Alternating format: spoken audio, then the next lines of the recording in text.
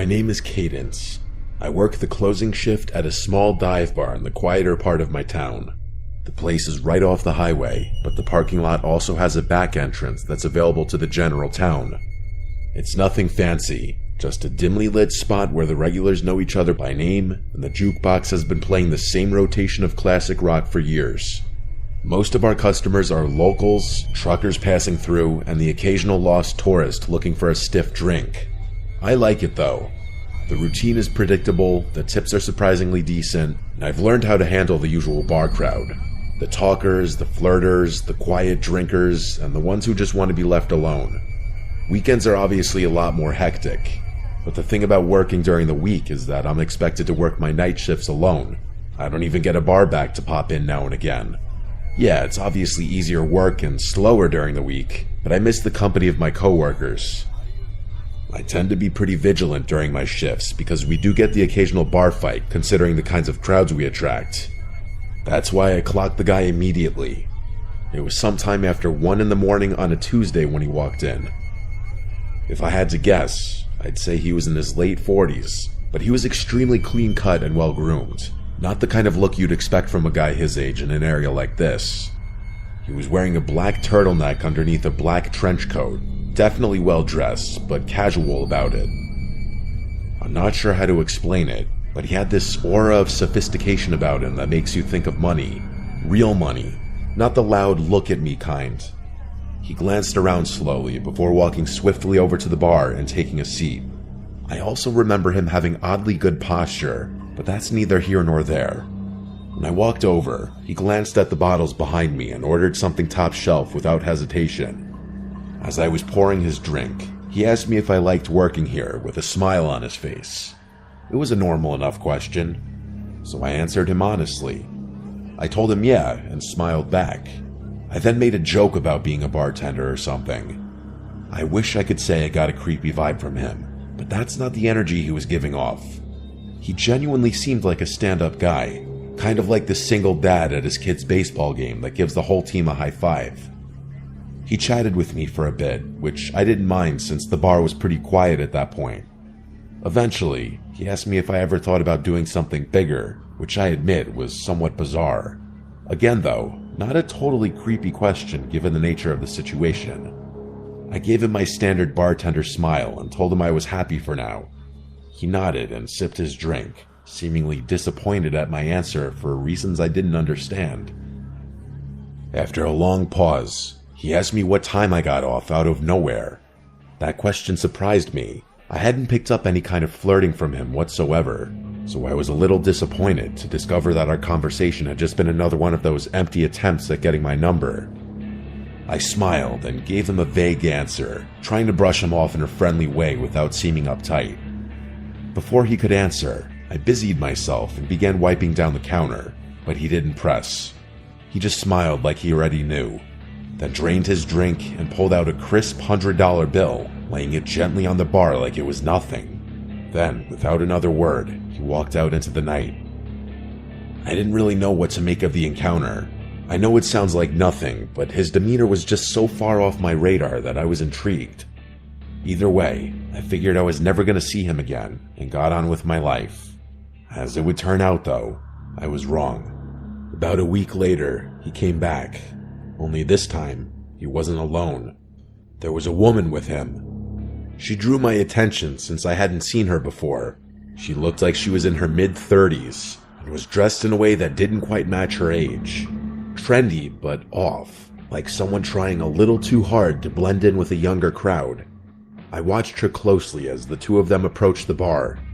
Everything about her seemed calculated, from the way she smiled too easily to the way she leaned against the bar like we were already friends. As I was setting down napkins in front of them, the very first thing she said to me wasn't a hello or a drink order, but a compliment.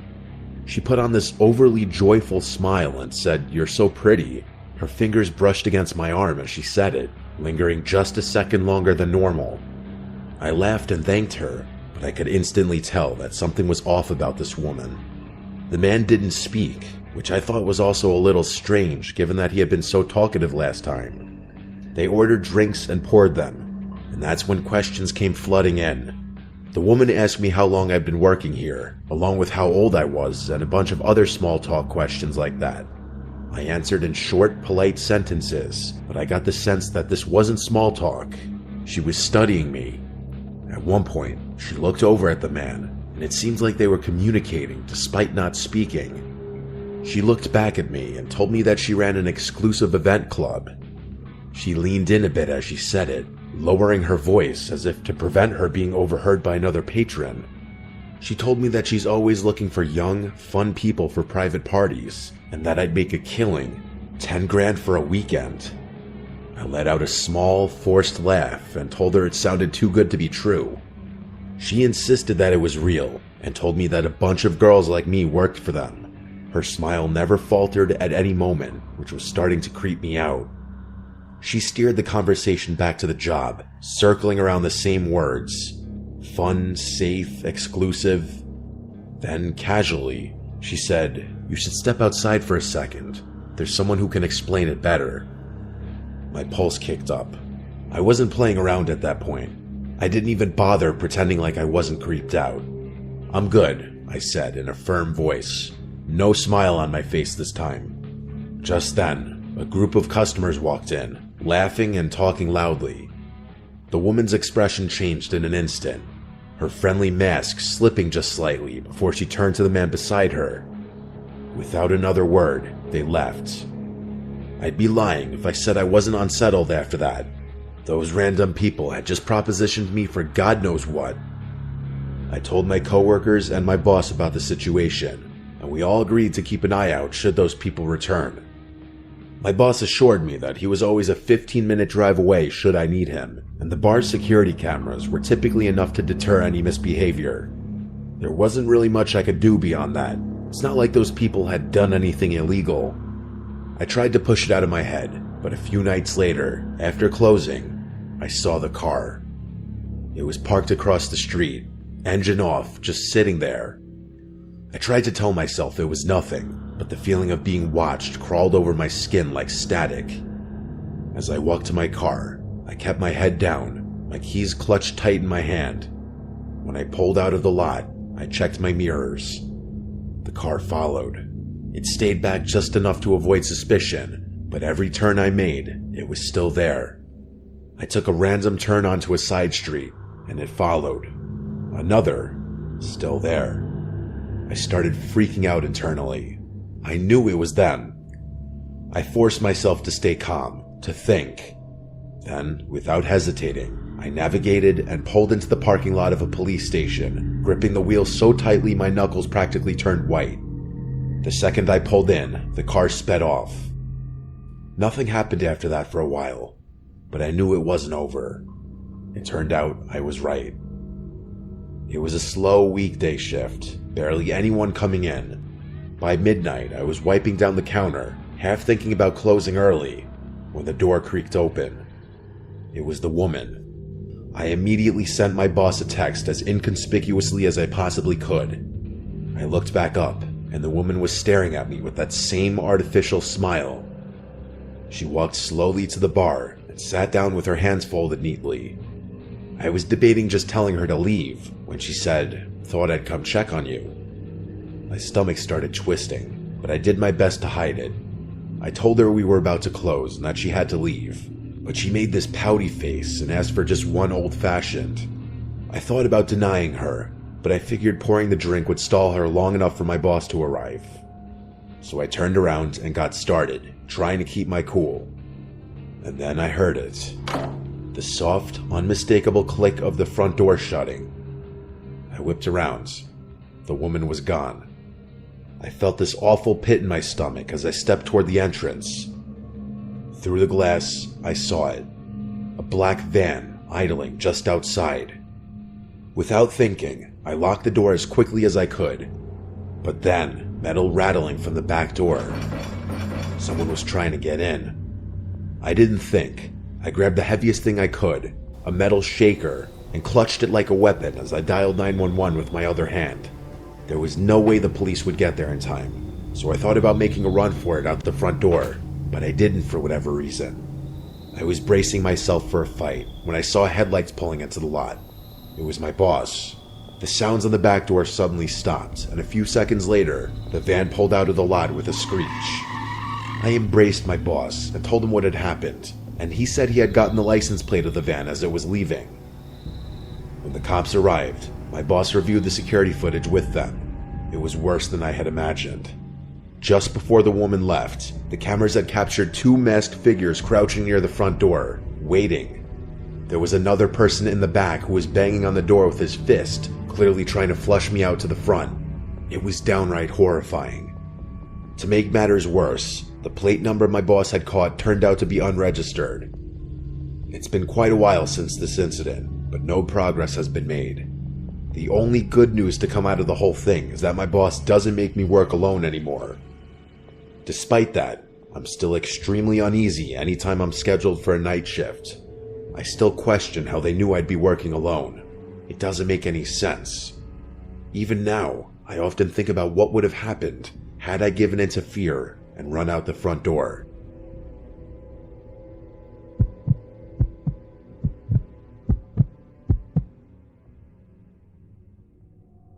I used to work the night shift at a gas station / convenience store off a quiet stretch of highway.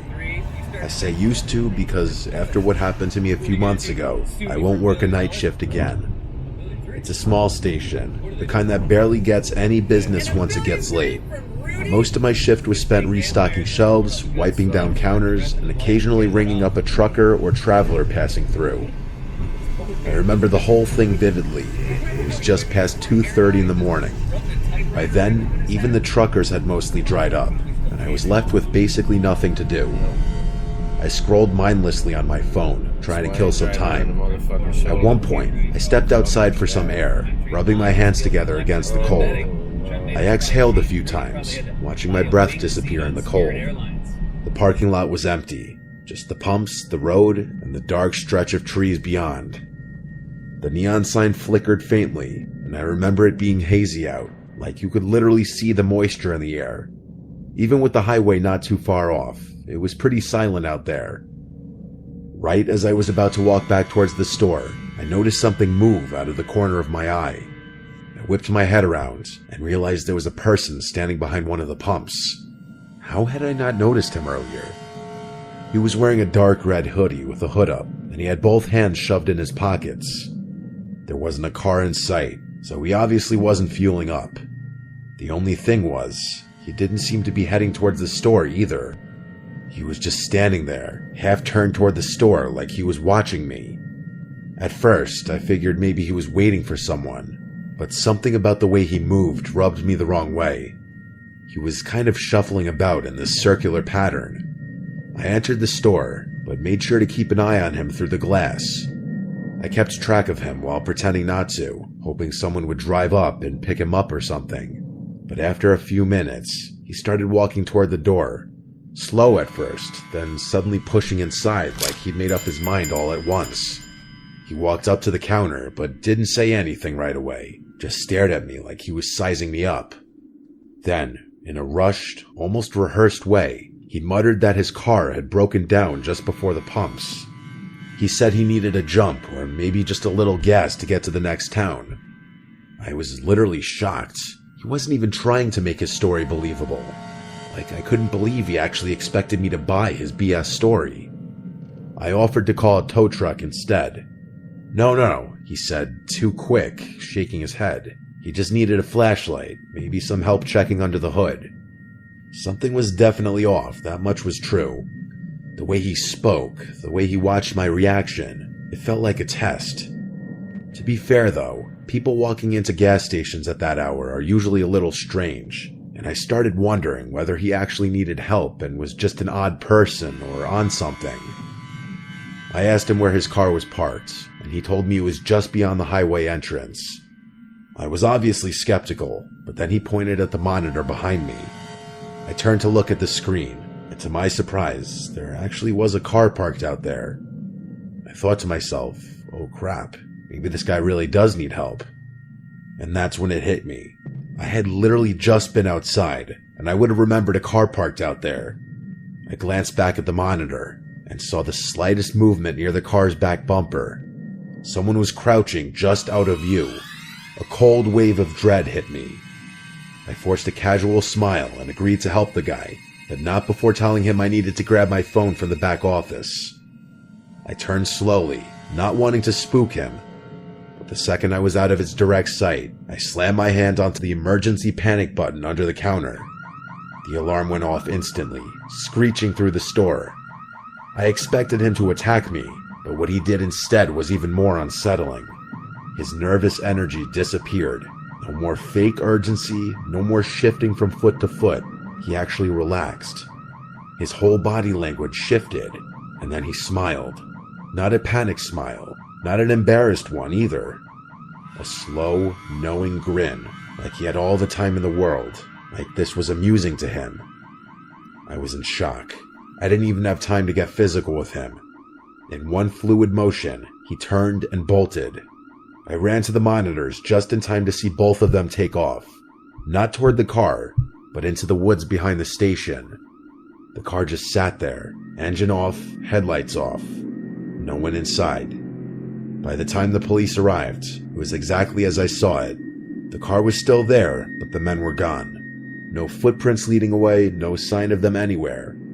And then one of the officers pointed something out. Something I hadn't noticed before. The front passenger door was open. There had been a third person inside the whole time. The police took my statement down, I turned over the surveillance footage, and that was that. A few days later, they followed up with me. They had the car towed and ran the plates. Turned out, it had been reported stolen nearly a week earlier, over 100 miles away. No one had come forward to claim it, no reports of missing persons, no other crimes linked to it, just an abandoned vehicle in the middle of nowhere with no explanation. That was months ago and still nothing. I don't know why convenience stores are such popular targets, but I can say for sure that I will never work another night shift again.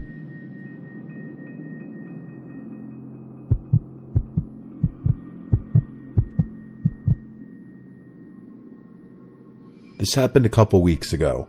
I worked the night shift at Walmart.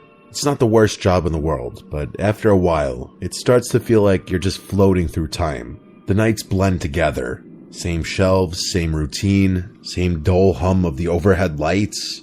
Hopefully something better comes along. I usually hang out in and stock the electronics section, which is nice because it's quieter than the other areas. People don't exactly come rushing in at 2 a.m. to buy phone chargers and Bluetooth speakers. Most of the customers are either night owls killing time or truckers grabbing last-minute supplies before heading back on the road. That's why I noticed him. At first, I didn't think much of it. Just another guy wandering the aisles, probably waiting for someone. But after a few minutes, I realized he wasn't shopping. He wasn't even pretending to. He just kept appearing. Every time I glanced up, he was lingering nearby, hovering in the next aisle over or standing a little too still by the clearance section.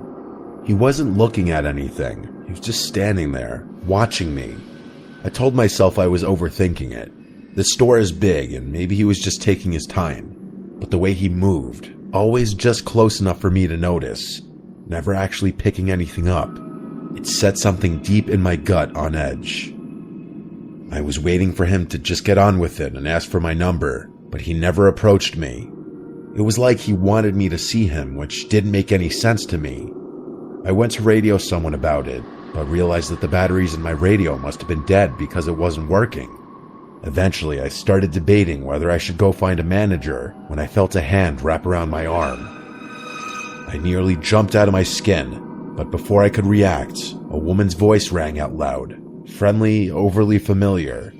She exclaimed, "There you are," before going on a little spiel about how she had been looking all over for me. I turned, completely thrown off, and saw a woman I had never seen before in my life. She was smiling, her grip firm on my arm, like we were old friends reuniting. Before I could say anything, she leaned in and whispered, her tone dropping to something low and urgent. "That guy's been recording you. Follow me." My stomach dropped. I turned my head slightly, just enough to glance back. The man was still there, only now he wasn't even pretending to browse. He was staring right at me. A cold wave of fear crept over me. I let her pull me. I didn't even question it. The way she grabbed my arm, the way she spoke so loud and casually, like we were two old friends reuniting, I clung to it. I was beyond grateful that someone had realized what was going on and put herself in an uncomfortable position just to help me. She kept up the act as we walked, rambling about something, maybe a trip she had taken, maybe an inside joke we supposedly shared. I barely processed the words. My thoughts were stuck on him. Had he really been recording me? That was creepy as hell.